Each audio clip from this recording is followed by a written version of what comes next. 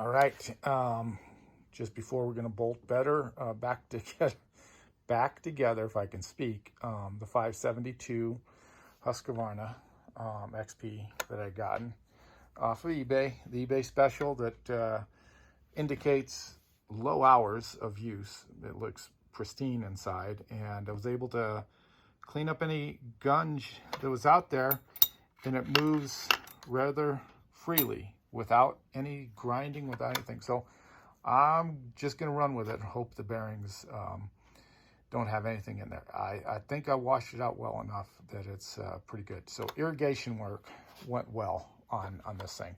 So let's show you the piston. I didn't do really anything. This is already a lighter piston by about, what was it, 6 grams or so or more. Let's see, it was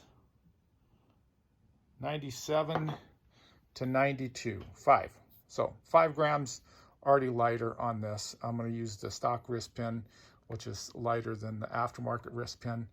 And so I did do a little notch down on the intake side here, just to get to my numbers on the intake, instead of continuing on, because if I continued on, let's put this over here.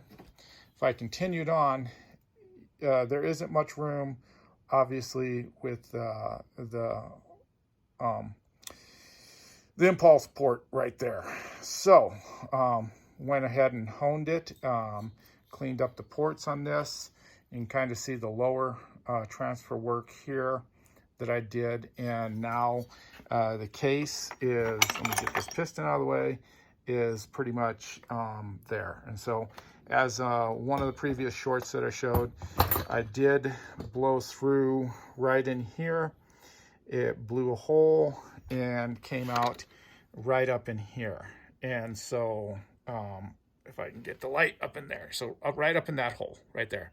So that cavity got thin when I beveled this case down. And as you see, I mean, it took a significant amount, but it wasn't, because it was all the way flush out, all the way across here. And so just by blending and beveling, this should flow a lot better. So JB Metal Weld to the rescue. Seems like my theme lately. But anyways, so the case will match up with this, and this is using the gasket and everything, and looking at the old lines. All I did was blend some edges.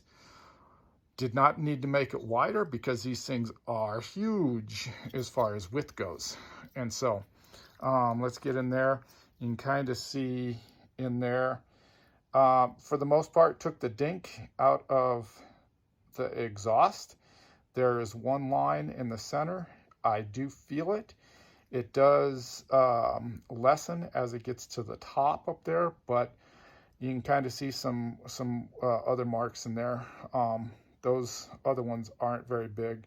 It's the one right above the exhaust there. Yeah, I probably will lose some.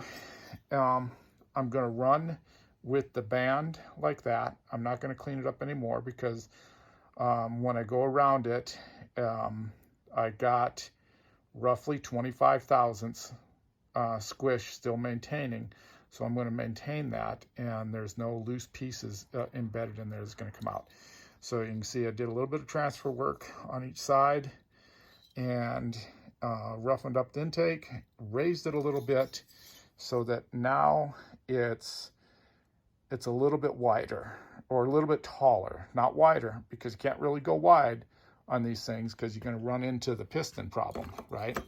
You're going to run into this exposing of your pistons and your ports out here. So you'll just ruin it. So you can't really widen it, but you can go up on it. There's enough to go up. And so it's noticeable to me, but I don't know if it's noticeable to you guys. So anyways, let me go ahead. This is all washed. This is all cleaned up the way it is. And we're just going to run with it, because I already spent probably way too much money on this thing in the condition it was. I'm kind of glad it's low hours. It indicates it's low hours. But we're just going to see what we can get out of here. And of course, yes, it's experimenting. with this. So anyways, I'll go ahead, do my final wipe down with some acetone to make sure all the grease is there. Put the piston on and the rings in, oil things up, slap it back together, glue it down with my Durco, and bring you back when it's fired up. All right, later. Thank you for watching.